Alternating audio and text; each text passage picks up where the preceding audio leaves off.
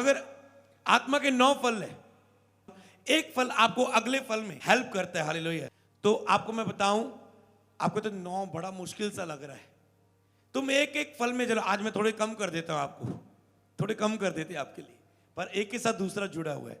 तो प्रेम रखने वाला विश्वास में बढ़ेगा, प्रेम रखने वाला विश्वास में बढ़ेगा। तुम प्रेम रखोगे, फेथ तुम्हारे अंदर एंटर होगा। प्रेम जो विश्वास के लिए प्रभाव डालता है, जैसे कि गलातियां 5:6 में कहते हैं, विश्वास जो प्रेम के द्वारा प्रभाव डालता है। ध्यान से समझ लेना, ये विश्वास जो प्रेम के द्वारा प्रभाव डालता है। आपका विश्वास कैसे प्रभाव डालता है? अगर तुम प्रभु में प्रेम में चलो, दूसरों के साथ प्रेम में रहो, तो आपके अंदर प्रेम रखना, व्यवस्था को पूरा करना है, तो प्रेम विश्वास के लिए प्रभाव डालता है। आपके अंदर विश्वास आता है, मैं प्रभु से प्रेम कर रहा हूं, मैं लोगों से प्रभु के प्रेम के फल में चल रहा हूं। आपके अंदर विश्वास आता है, अब जो मैं मांगूंगा, जो मैं कहूंगा, वो हो जाएगा। तो विश्वास प्रेम के लिए। और एक में तो 3 आ जाएंगे। जिसके अंदर विश्वास है वो धीरज में भी रहता है, वो धीरज का फल जन्म ले लेता है उसके अंदर। मान लो आप बिलीव में खड़े और खड़े रहें, वो एक धीरज बन जाता है। आपने विश्वास किया, प्रभु ने आज मुझे चंगा कर दिया है, ठीक नहीं हुए, एक हफ्ता नहीं, मेरी रेगुलर टेस्टिमनी बनेगी, अगले एतवार तक हो जाऊंगा घर जाते जाते, ठीक नहीं हुए, फिर भी आप कह रहे प्रभु धन्य है तू, नहीं तूने मुझे चंगा कर दिया है। 1 साल हो गया, 2 महीने हो गए, 6 महीने हो गए, 1.5 साल हो गया, ये धीरज है, हालेलुया। अब फिर भी प्रभु के पीछे विश्वास से और धीरज से प्रेम में खड़े हैं, तो प्रेम, विश्वास, धीरज ये एक हो गए, हालेलुया, मिल गए। अगला आता है आनंद। आनंद आता है, शांति आता है। तो जो आनंद में रहेगा वो शांति में रहेगा। जिसके अंदर आनंद नहीं, वो शांति में नहीं जी सकता। इसलिए आप आनंदित रहो, मसीह की शांति में तुम बने रहोगे। आनंदित रहो, कुछ भी ला तो ठान लो, मैंने बस खुश रहना है, कुछ भी ला तो। जिस दिन तुम आनंद को बाहर करते, शैतान को मौका मिलता है। शरीर का काम उदास होना, अविश्वास, शक, डर, आनंद के साथ शांति जुड़ी हुई है। अगला है कृपा और भलाई। अगर तुम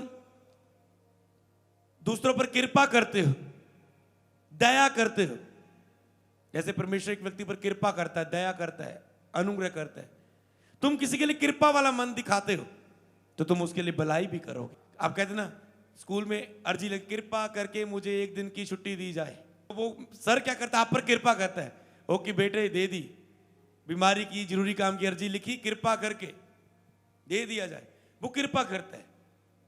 फैसला है लीडर के हाथ।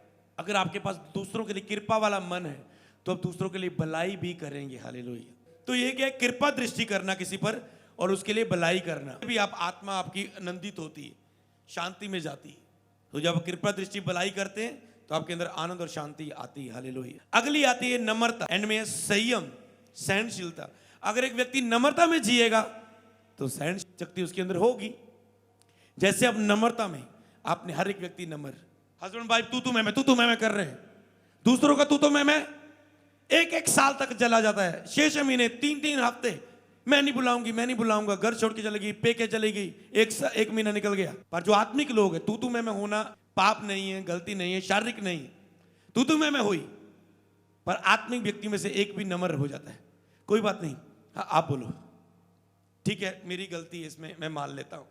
ठंडा कर लिया उसे, अपने हस्बैंड को, अपनी वाइफ को। फिर हफ्ते के बाद बताया, मेरी गलती मैंने वैसे मान ली थी, है नहीं थी, पर अब मैं तुझे बताती हूँ, तेरी भी देखा, हाँ यार गलती तो मेरे पर, गुस्से का भूत सवार था ना मुझ पर उस समय, हाँ मैं भी उस समय वाली अपनी गलती मानता हूँ। जो नम्र लोग हैं, तो उनके अंदर संयम भी, सहनशीलता भी होती है, वो सह लेते हैं। नम्रता में रहो, सहनशीलता आपके अंदर होगी। तो प्रेम में रहोगे तो विश्वास और धीरज आपको मिलेगा। आनंद में रहोगे तो शांति भी आपके जीवन में होगी। कृपा दृष्टि रखोगे लोगों पर, तो आप भलाई भी करोगे।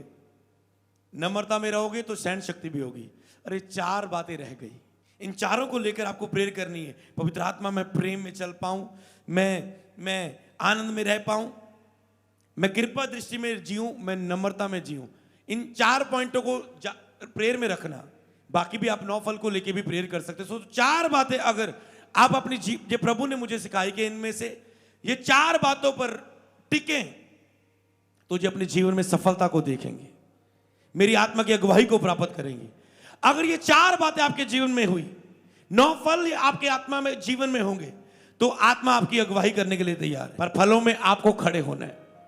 आप आत्मा के फलों में जिए, वो आत्मा आपकी अगुवाई करेगा हर सफलता के लिए, हर जीत के लिए। हालेलुया। तो आपको प्रे करना है कि आत्मा मुझे आपके साथ संबंध स्थापित करने के लिए मेरी अगुवाई करे। पहला प्रेयर टॉपिक आपका ये होगा कि पवित्र आत्मा, लिखो 4 प्रेयर टॉपिक। पवित्र आत्मा आपके साथ एक संबंध को स्थापना करने के लिए मेरी अगुवाई करे।